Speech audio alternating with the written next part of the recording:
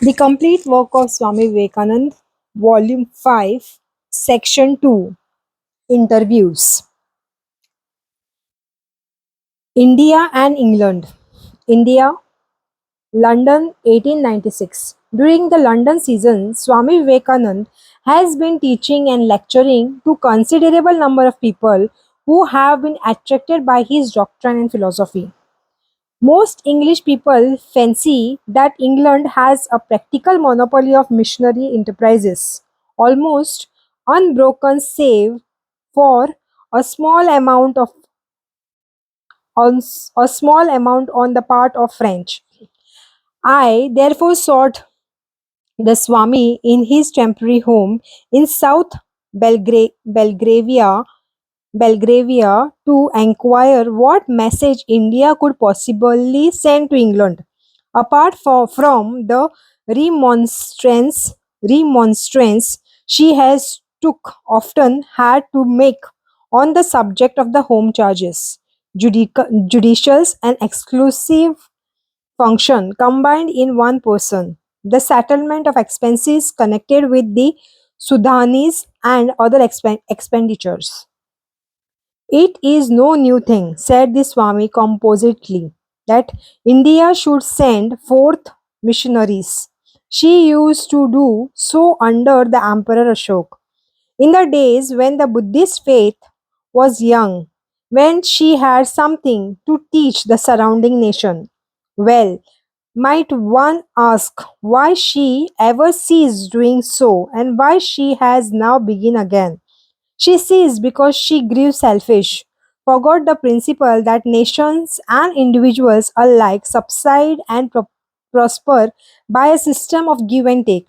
Her mission to the world has always been the same. It is spiritual. The realm of introspectrum thought has been hers through all the ages. Abstract science, metaphysics, logic are her special domain. In reality, my mission to England is an outcome of England to India. It has been here to conquer, to govern, to us, her knowledge of physical science to her advantage and ours. In trying to sum up India's contribution to the world, I am reminded of the Sanskrit and the English idiom. When you say a man dies, your phrase is he gave up the ghost, whereas we say he gave up the body. Similarly, you more than imply that the body is a chief part of man by saying it possesses a soul, whereas we say a man is a soul, possesses a body. These are but small ripples on the surface, yet they show the current of your national thoughts. Yet they show the current of your national thoughts. I should I should like to remind you how Scoffenier predicted that the influence of the Indian philosophy upon Europe would be as momentous when it became well known as, as was the rival of Greek and Latin learning at the close of the Dark Ages. Oriental research is making great progress. A new world of ideas is opening to the seekers after truth. And in India, finally, to conquer her conquerors. Yes, in the world of ideas, England has the sword, the material world, has our Mohammedan conquers and had before her. At Akbar, the Great became at Akbar the Great became practically a Hindu. Educated Mohammedans, the Sufis, and are hardly to be distinguished from the Hindus. At Akbar the Great became at Akbar the Great became practically a Hindu. Educated Mohammedans, the Sufis, are hardly to be distinguished from the Hindus. They do not eat beef and in other ways conforms to our usage. Their thought has become permitted by us, so that is the fate you foresee for the lordly Sahib? Just at this moment, he seems to be a long way off it. No, it is not so remote as you imply. In the world of religious idea, the Hindu and the Englishman have much in common, and there is proof of the same thing among other religious communities. Where the English rulers and the civil servants has had any knowledge of the India's literature, especially her philosophy, this exists the ground of the especially her philosophy. Where the English ruler or the civil servant has had any knowledge of India's literature, especially her philosophy, there exists the ground of the common sympathy, a territory constantly widening. It is true. No reasonable person aims to assimilating India to England. The body is made by the thought that lies behind it. The body politic. The body politic is thus the expression of national thoughts and in India of thousands of years of thought. To Europeanize India is therefore an impossible and foolish task. The elements of progress were always actively present in India. As soon as a peaceful government was there, these have always shown themselves. From the time from the time of the Upanishads, from the time of the Upanishads down to the present day, nearly Nearly all, nearly all our great teachers have wanted to break through the barriers of the caste. That is, caste in its degenerate state, not the original system. What little good you see in the present caste clinging to it from the original caste, which was the most glorious social institution. Buddha tried to re-establish caste in its original form. At every period of India's awakening, there have been always great efforts made to break down caste, but it must always be we who build up a new India as an effect and continuation of her past. Assimilating helpful foreign ideas, assimilating helpful foreign ideas wherever they may be found. Never can it be they. Growth must proceed from within. All the England can do is to help India to work out her own salvation. All progress at dictation of another whose hand is at India's throat is valueless in my opinion. The highest work can only degenerate when slave labor produces it. Have you given any attention to the Indian National Congress movement? I cannot claim to have given much. My work is in another part of the field, but but I regard the movement as significant and heartily wish it success. A nation is being made out of India's different races. I sometimes think they are no less various than the different people of Europe. In the past, Europe has struggled for Indian trade, a trade which has played a tremendous part in the civilization of the world. Its acquisition might almost be called the turning point in the history of humanity. We see the Dutch, Portugal, French, and English contending for it in succession. The discovery of America may be traced to the indemnification traced to the indemnification the Venetians sought in the far distant west for the loss they suffered in the east. Where will it end? It will certainly end in working out of India's homogeneity, in her acquiring what we may call democratic ideas. Intelligence must not remain the monopoly of the cultured few. It will be disseminated from higher to lower classes. Education is coming. Education is coming and compulsory education will follow. Education is coming and compulsory education will follow. The immense, the immense power of our people for work must be utilized. India's potentiality are great and will be called forth. Has any nation ever been great without being a great military power? Yes, said Swami, without a moments of hesitation. China has.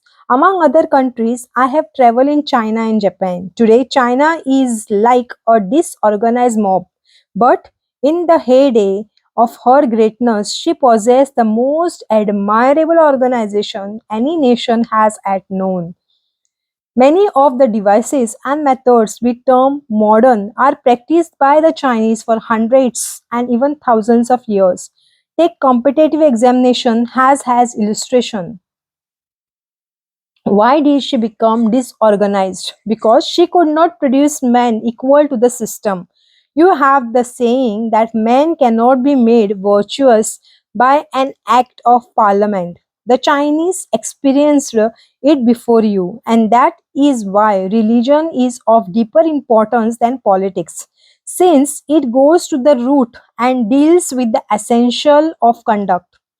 Is India conscious of the awakening that you allude today or you allude to? Perfectly conscious. The world perhaps sees it chiefly in the Congress movement and in the field of social reform. But the awakening is quite as real in religion, though it works more silently. The West and the East have such different ideals of life. Ours seems to be perfecting of the social state. Whistled, we are busy saying to this matter. Orientals are meditating on abstraction. Here has Parliament been discussing. Here has Parliament been discussing the payment of the Indian army in the Sudan. All the respectable sections of conservative press has made a loud outcry against the unjust decision of the government, whereas you probably think the whole affair not worth attention. But you are quite wrong, said the Swami, taking the paper and running his eyes over extract from the conservative journals. My sympathies in this matter are naturally with my country. My sympathies in this matter are naturally with my country, and it reminds one of the old Sanskrit proverbs. You have sold the elephant. Why quarrel over the gold? You have sold the elephant. Why quarrel over the goat? India always pays. The quarrels of the politicians are very curious. It will take ages to bring religion into politics. One oath to make the effort very soon, all the same. Yes, it is worth one's while to plant an idea in the heart of the great London. Surely the greatest governing machine that has ever been set in motion. I often watch it working, the power and the affection with which the minutest vein is reached. Its wonderful system of circulation and distribution. It helps one to realize how great is the empire and how great its task. And with all the rest, it distributes thoughts. It would be worth a man while to practice some ideas in the heart of the great machine so that they might circulate to the remotest part. The Swami is a man of distinguished appearance, tall, broad, with fine features enhanced by his picturesque Eastern dress. His personality is very shrinking. My birth, he is in Bengal. My by birth, he is a Bengali and by education, a graduate of Calcutta University. His gift as an orator are high. He can speak for an hour and a half without a note or a slightest pause for a word. Next, Indian missionaries' mission to England. The Echo, London 1896. I presume that in his own country the Swami would live under a tree, or at most in a precinct of a temple, his head shaved, dressed in the costumes of his country. But these things are not done in London, so that I found the Swami located much like other people, and save that he wear a long coat of a dark orange shade, dressed like other mortals likewise. He laughingly he laughingly related that his dress, specially when is special when he wears a turban, does not command itself to London street Arab, whose observations are scarcely worth repeating. I began by asking the Indian yogi to spell his name very slowly. Do you think that nowadays people are laying much stress on the non essentials? I think so. Among the backward nation and among the less cultured population or portion of the civilized people of the West, your question implies that among the cultured and the wealthy, matter are on the different footings. So they are. The wealth are either immersed in the enjoyment of the wealth or grabbing for more. They and a large section of a busy people say of religion that it is rot, stuff, nonsense, and they honestly think so. The only religion that is fashionable in patriotism and Mrs. Grundy, people merely go to the church when they are marrying or burying somebody. Will your message take them often to the church? I scarcely think it will. Since I have nothing whatever to do with the ritual or dogma, my mission is to show that religion is everything and in everything. My mission is to show that religion is everything and in everything. And what can we say of a system here in England? Everything goes to show that socialism or some form of rule can by the people, call it what you will, in coming on the board. The people will certainly want the satisfaction of their material needs. Less work, no oppression, no war, more food. What guarantee have we that this or any civilization will last unless it is based on religion? On the goodness of man depends on it. Religion goes to the root of the matter. If it is right, all is right. It must be difficult to get the essential, the metaphysical part of religion into the mind of the people. It is removed from the thoughts and the manner of life. In all religions, we travel from a lesser to a higher truth, never from the error to truth.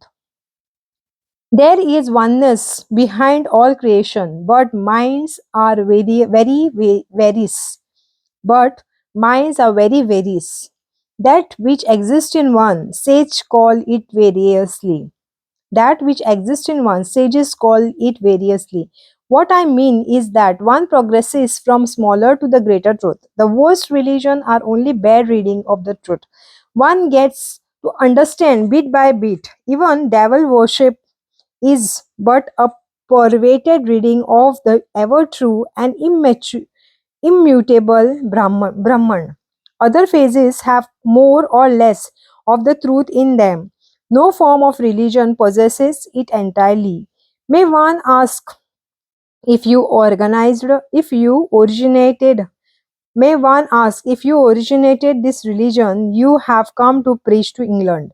Certainly not. I am pupil of a great Indian sage, Sri Ramakrishna Paramhans.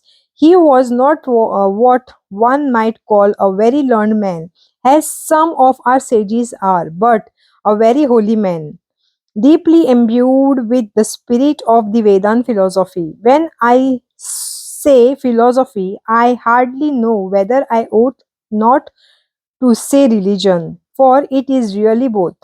You must read Professor Max Muller's account of my master in the recent number of the 19th century. Ramakrishna was born in the holy Hugli, Ramakrishna was born in the Hooghly district in 1836 and died in 1886. He produced a deep effect on the life of Keshav Chandra Sen and others by disciple of the body, by by discipline of the body and subduing of the mind, he obtained a wonderful insight into the spiritual world. His face was distinguished by the childlike tenderness, profound humanity, and remarkable sweetness of expression. No one could look upon it unmoved. Then your teaching is derived from the Vedas. Yes, Vedanta means the end of the Vedas. The third section or Upanishad containing the ripened ideas which we find more has gems in the earlier portion.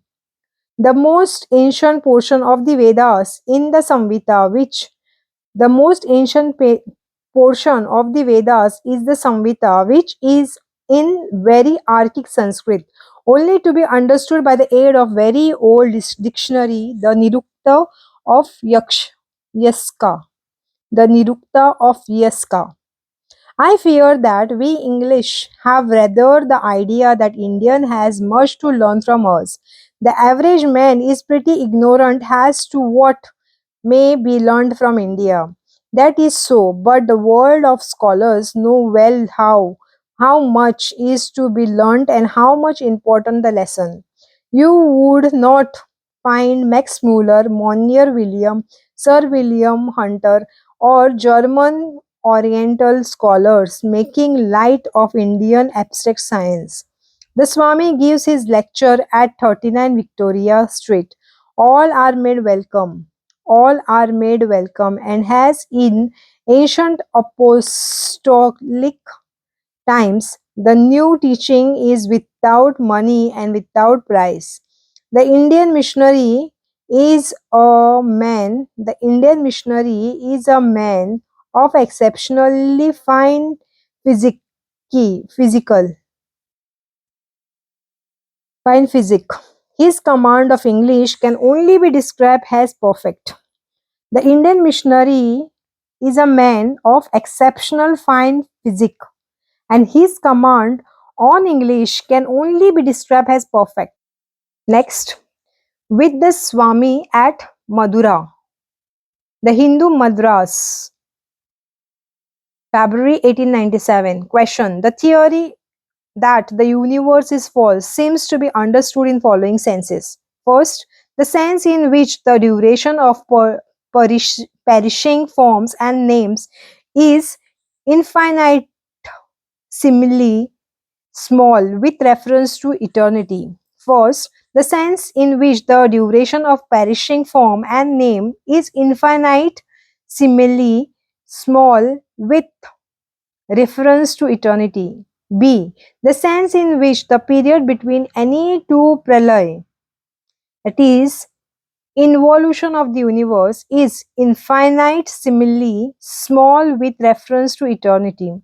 Third, the sense in which the universe is ultimately false, though it has an apparent reality at present, depending upon one sort of consciousness, in the same way as the idea of silver superimposed on the shell and that of the serpent on a rope is true for the time being, and in effect it depends upon the particular condition of mind.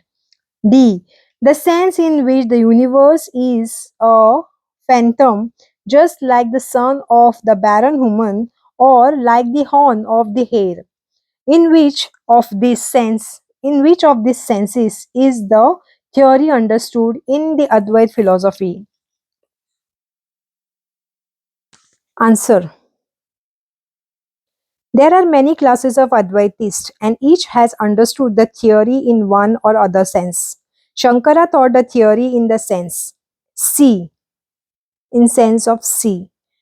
That is, the sense in which the universe is ultimately false, though it has an apparent reality at present, depending upon one sort of consciousness, in the same way as the idea of silver superimposed on the shell and that of the serpent on a rope.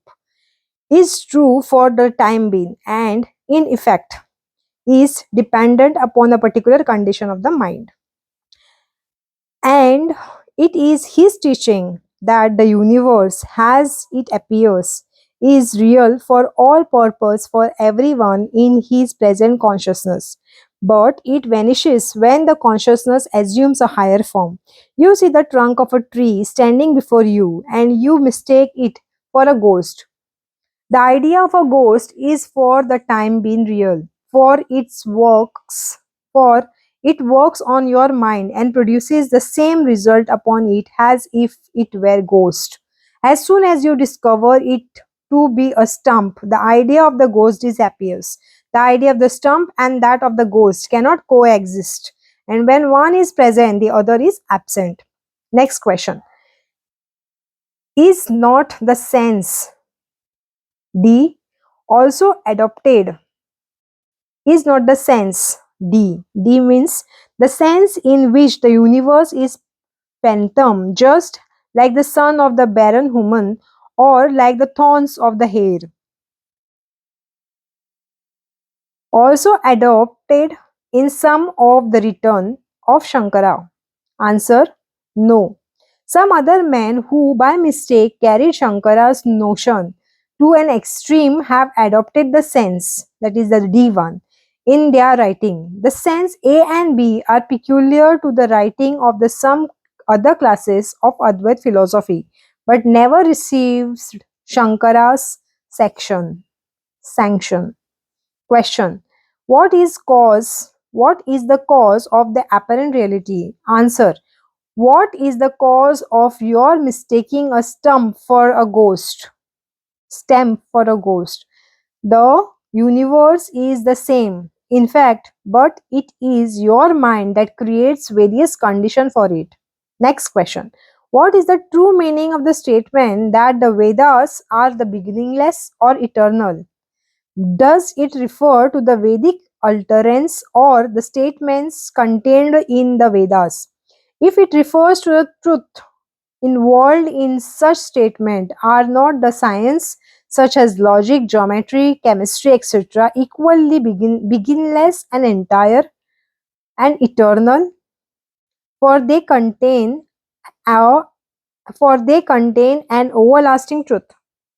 Answer. There was a time when the Vedas themselves were considered eternal in the sense in which the divine truths contained there in very changeless and permanent,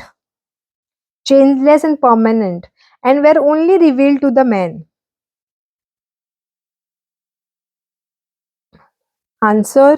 There was a time when the Vedas themselves were considered eternal in the sense in which the divine truths contained therein were changeless and permanent and were only revealed to men. At a subsequent time, it appeared that the utterance of the Vedic hymns with the knowledge of its meaning was important, and it was held that the hymns themselves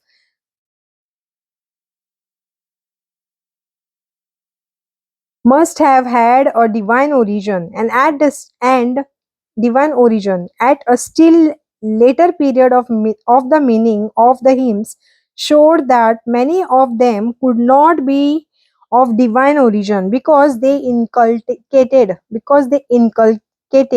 upon mankind performance of various unholy acts such as torturing animals, and we can also find many ridiculous stories in the Vedas. Correct meaning of the correct meaning of the statement the Vedas are beginless and eternal is that the law or the truth revealed by them to men is permanent and changeless. Logic, geometry, chemistry, etc. reveal also a law or truth which is permanent and changeless, and in that sense they are also beginningless and eternal. But no truth or law is absent from Vedas, and I ask any one of you to point out to me any truth which is not treated of in them. Next question. What is the notion of mukti according to the Advait philosophy, or in the other words, it is conscious state? Is there any difference between mukti of the Advaitism and the Buddhistic nirvana? Answer. There is a consciousness in mukti which we all call super consciousness. It differs from your present consciousness. Illogical. It is illogical to say that there is no consciousness in mukti. The consciousness of the three sort, the dull, the mediocre, and intense, has in the case of the light, when vibration is intense, the brilliancy is so very powerful as to dazzle the sight itself, and it affects and in effect is and in fact is an ineffectual has the dullest of light. The Buddhistic nirvana must have the same degree of consciousness, whatever the Buddhists may say. Our definition of mukti is affirmation or affirmative in its nature. Our definition of mukti is affirmative in nature, while the Buddhistic nirvana has a negative definition.